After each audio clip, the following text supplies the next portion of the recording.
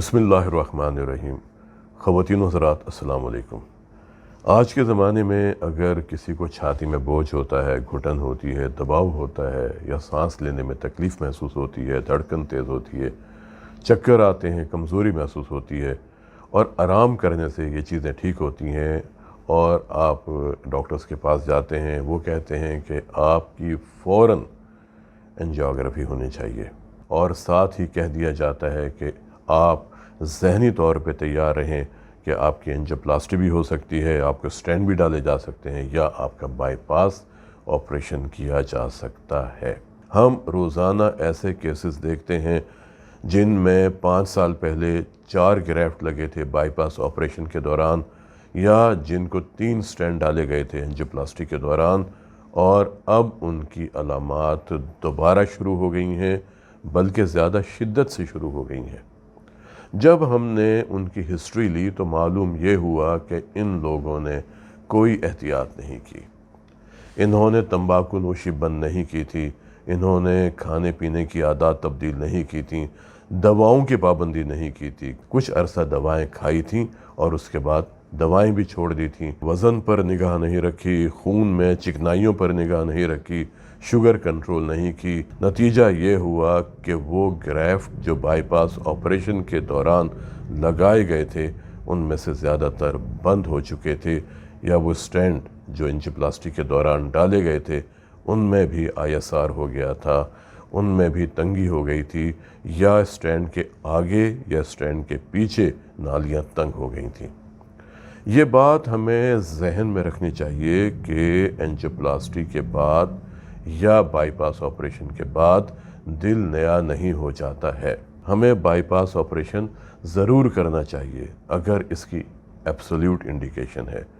हमें स्टेंट भी डालने चाहिए अगर वाकई ज़रूरत है, लेकिन इन प्रोसीजर्स के साथ हमें उन अवामिल को भी कंट्रोल करना चाहिए जो दिल की नालियों की तंगी की ज़िम्मेदार हैं। हम जब इन मरीज़ों को कहते हैं कि आपको दोबारा अलामात यूँ शुरू हुई कि आपके जहन में था कि बाईपास ऑपरेशन मैंने करवा लिया है, मैंने एंजियोप्लास्टी करवा ली है, मैंने 3, 4, 5 स्टेंट डलवा लिए हैं, अब मैं ज़िंदगी भर के लिए बिल्कुल ठीक हो गया हूँ और मुझे कुछ भी नहीं होगा, मेरा दिल हमेशा ऐसे ही रहेगा, अब ना मुझे एंजाइना होगा और ना हार्ट अटैक होगा। ये बहुत बड़ी गलत फहमी है जो हमारे जहनों में पाई जाती है। जब भी खुदा न खास्ता किसी को हार्ट अटैक होता है, पूरे ख़ानदान में ये ख़बर जंगल की आग की तरह फैल जाती है कि अब्बा जी को, चाचा जी को, अम्मा जी को, खाला जी को या जो भी रिश्तेदार हैं उनको हार्ट अटैक हो गया है। अब बच्चे बाहर बैठे हैं, अमेरिका में हैं, यूरोप में हैं, ऑस्ट्रेलिया में हैं या शहर के बाहर हैं, वो परेशान हो जाते हैं कि अब्बा जी फ़ौरन आपने बाईपास ऑपरेशन करवाना है, आपने फ़ौरन एंजियोप्लास्टी करवानी है, आपने स्टेंट डलवाने हैं, आपने पैसे की फ़िक्र नहीं करनी, लेकिन आपने जाके इन प्रोसीजर्स को करवा देना है। लेकिन कोई भी ये नहीं कहता कि आपने अपने आप को तब्दील करना है, आपने तंबाकू नोशी मुकम्मल तौर पर बंद करनी है, आपने अल्कोहल मुकम्मल तौर पर बंद करनी है, आपने बाज़ार के खाने नहीं खाने हैं, आपने 7 अप, पेप्सी, कोका कोला इस तरह के सॉफ्ट ड्रिंक्स को हाथ भी नहीं लगाना, आपने दूध सोडा नहीं पीना है, आपने ताकत लाने वाले मशरूबात जिन्हें एनर्जी ड्रिंक्स कहा जाता है उनके नज़दीक भी नहीं जाना, आपने बहुत ज़्यादा कॉफ़ी का इस्तेमाल नहीं करना, बहुत ज़्यादा चाय का इस्तेमाल नहीं करना। चाय ज़रूर पिएं, कॉफ़ी भी पिएं, लेकिन एक अंदाज़ के साथ, एक तरीक़े के साथ कि छोटे कप में आहिस्ता आहिस्ता घूंट ले लेके आप चाय पिएं, कॉफ़ी पिएं। ये तो नहीं कि बड़े बड़े मग और उनमें कॉफ़ी और चाय का इस्तेमाल किया जाए और वो भी दिन में 5-6 बार। नतीजा क्या होगा कि खून के अंदर वो केमिकल मादे, कैफ़ीन की मिक़दार ज़्यादा हो सकती है जो आपकी धड़कन को तेज़ करके आपके लिए मसाइल पैदा कर सकती है। फिर आपका वज़न कंट्रोल होना चाहिए, आपके खून में चिकनाइयाँ कंट्रोल होनी चाहिए, आपका शुगर लेवल कंट्रोल होना चाहिए, आपका ब्लड प्रेशर कंट्रोल होना चाहिए, आपका गुस्सा کنٹرول میں ہونا چاہیے، آپ کے دل کو صاف ہونا چاہیے. یہ باتیں آپ نے اپنے مریضوں کو بتانی ہوتی ہیں، لیکن ہم نکل پڑتے ہیں فوری اینجیوپلاسٹی اور بائی پاس کی طرف، کہ جس کا مقصد صرف علامات کو کنٹرول کرنا ہے.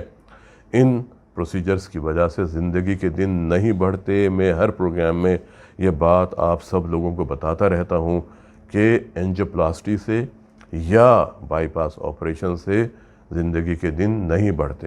میرے پاس جب لوگ آتے ہیں کہ بتائیں ہم بائی پاس آپریشن کروائیں یا نہ کروائیں، تو اس دوران ایک صاحب کہتے ہیں کہ آپ یہ کہتے ہیں کہ بائی پاس آپریشن نہ کروائیں اور آپ اس کے مخالف ہیں، جبکہ میرے چاچا جی نے آج سے 20 سال پہلے بائی پاس آپریشن کروایا تھا اور وہ آج تک زندہ ہیں. میں ان لوگوں سے یہ کہتا ہوں، میں نے کب کہا کہ میں بائی پاس آپریشن کا مخالف ہوں؟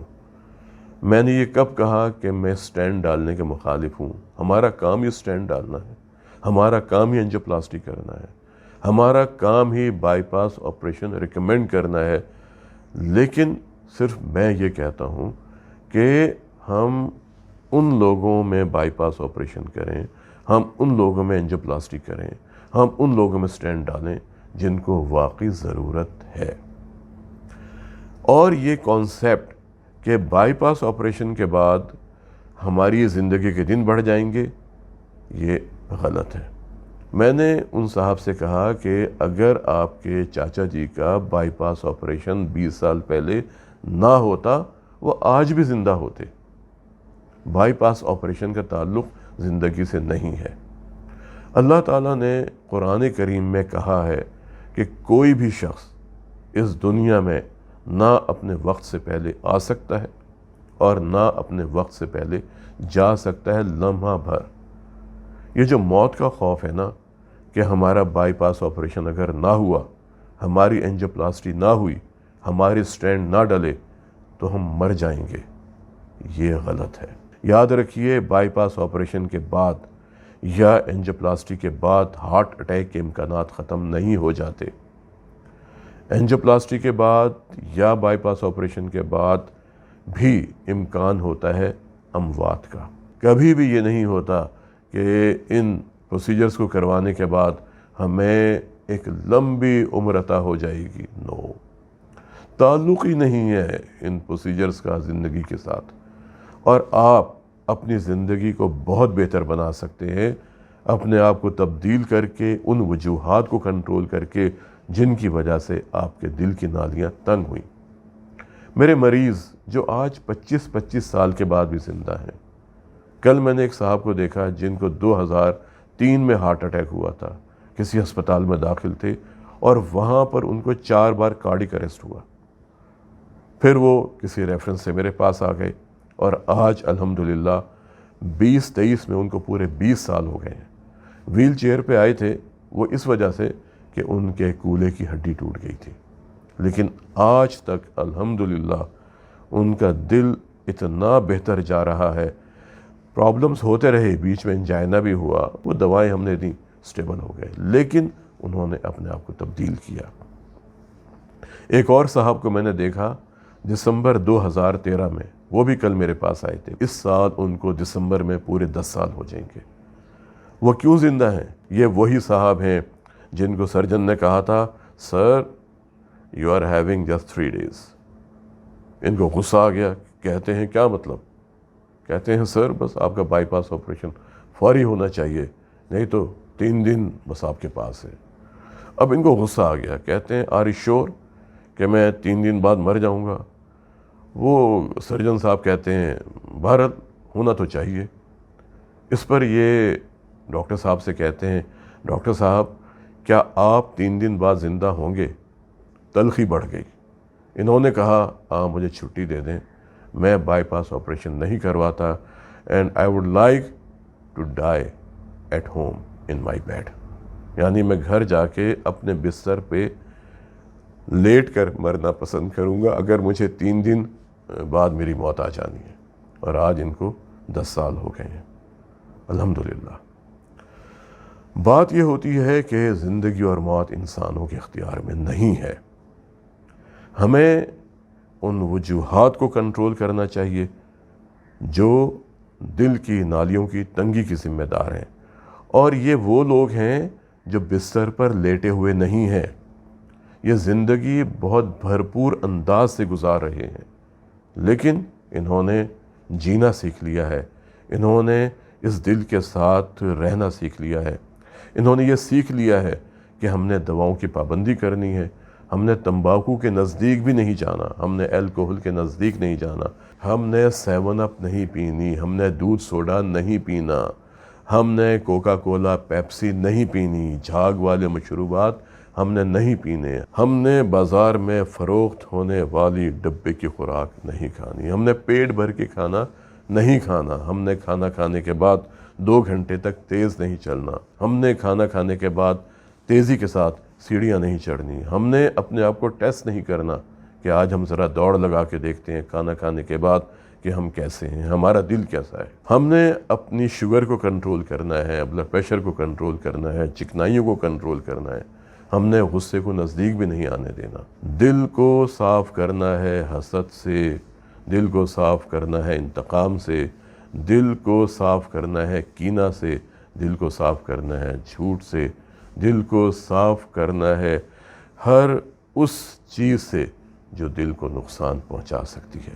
جب ان لوگوں نے ان تمام باتوں پر عمل کیا، ہم نے انہیں یہ کہا تھا کہ ہم آپ کی اینجیوپلاسٹی کر دیں گے، ہم آپ کا بائی پاس آپریشن بھی کروا دیں گے، لیکن 3 مہینے یا 6 مہینے کے بعد۔ لیکن دن گزرتے چلے گئے اور آج یہ لوگ بہترین انداز میں اپنی زندگی کے دن گزار رہے ہیں۔ آپ اگر دل کے مریض ہیں، سب سے پہلے تو اپنے ذہن سے منفی خیالات کو نکالیں کہ مجھے دل کی تکلیف ہو گئی ہے اور اب موت ہی میرا مقدر ہے۔ بالکل نہیں، موت ایک بہانہ ہے، موت پورا ایک فلسفہ ہے، ایک فینومینا ہے موت۔ کسی کو موت نہیں آتی وقت سے پہلے، اور موت تو خود زندگی کی حفاظت کرتی ہے۔ جب یہ خیال آپ کے ذہن سے نکل جائے گا، پھر آپ یہ سوچیں کہ مجھے ہارٹ اٹیک ہوا کیوں؟ ان وجوہات پہ غور کریں۔ جب آپ ان وجوہات کو ایک ایک کر کے ختم کرنے میں کامیاب ہو جائیں گے، آپ کا دل بہتر ہونا شروع ہو جائے گا۔ آپ کے معدے کا اور آپ کے دل کا چولی دامن کا ساتھ ہے، اس کو آپ نے بھرنے نہیں دینا۔ آپ کی شخصیت کا اور آپ کے دل کا بہت گہرا تعلق ہے۔ آپ کی خوراک آپ کے معدے پر اثر انداز تو ہوتی ہی ہے، ساتھ ہی آپ کے دل پر بھی اثر انداز ہوتی ہے۔ آپ کا شوگر لیول، آپ کا بلڈ پریشر لیول، آپ کے خون میں چکنائیاں کتنی ہیں، آپ کی پوری شخصیت کس طرح ہے، آپ کا وزن کتنا ہے، اور پھر تمباکو، الکوہل، شیشہ، چرس، یہ تمام چیزیں جو میں روزانہ سنتا ہوں اپنے مریضوں سے، آئس، پھر انرجی ڈرنکس، پھر یہ سافٹ ڈرنکس، ان سب کا جب استعمال ہم بند کر دیں گے، جنک فوڈ بند کر دیں گے، تو آپ دیکھیں گے کہ کتنی تیزی کے ساتھ دل کے امراض کی شرح میں کمی آتی ہے۔